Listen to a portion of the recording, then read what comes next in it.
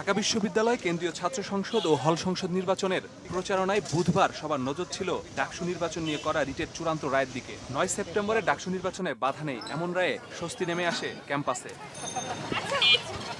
এদিন দুপুরে ঢাকা বিশ্ববিদ্যালয় সিনেট ভবনে চিফ রিটার্নিং অফিসারের কার্যালয়ে গিয়ে সুষ্ঠুভাবে নির্বাচন আয়োজনের দাবি জানান ছাত্রদল সমর্থিত প্যানেলের প্রার্থীরা। ডাকসু নির্বাচন 2025 সেটাকে সুন্দর, সুষ্ঠু, নিরপেক্ষভাবে অনুষ্ঠিত করার জন্য আমরা নির্বাচন কমিশনের সাথে আমাদের যে আলোচনা সেটা আমরা তুলে ধরেছিলাম আর কি। বিকেলে মধুর ক্যান্টিনে সংবাদ সম্মেলনে ডাকসু নির্বাচনে ভোটকেন্দ্র পুনর্বিন্যাস ও ভোটের সার্বিক পরিবেশ বিষয়ে বৈষম্য বিরোধী শিক্ষার্থী সংসদ প্যানেল আপিল বিভাগের রায়কে স্বাগত জানালেও 1973 সালের ডাকসু নির্বাচনের মতো ভোট বানচালের আশঙ্কা তাদের।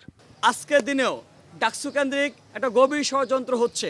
আমরা দেখেছি, আমরা বারবার করে আপনাদের আশঙ্কার কথা জানিয়েছি যে একটা বৃহৎ একটা শক্তি, বৃহৎ একটা রাজনৈতিক শক্তি তারা আবারও ডাকসুকে বানচাল করার জন্য তারা উঠে পড়ে লেগেছে। পরে একই জায়গায় সংবাদ সম্মেলন করে ছাত্র শিবির সমর্থিত ঐক্যবদ্ধ শিক্ষার্থী জোট প্যানেল জানায় ভোট বহালের রায়ের মাধ্যমে উচ্চ আদালতে ন্যায় বিচার প্রতিষ্ঠা হয়েছে। ডাকসু বানচালে সব ষড়যন্ত্র শিক্ষার্থীরা রুখে দেবে বলেও জানান প্রার্থীরা।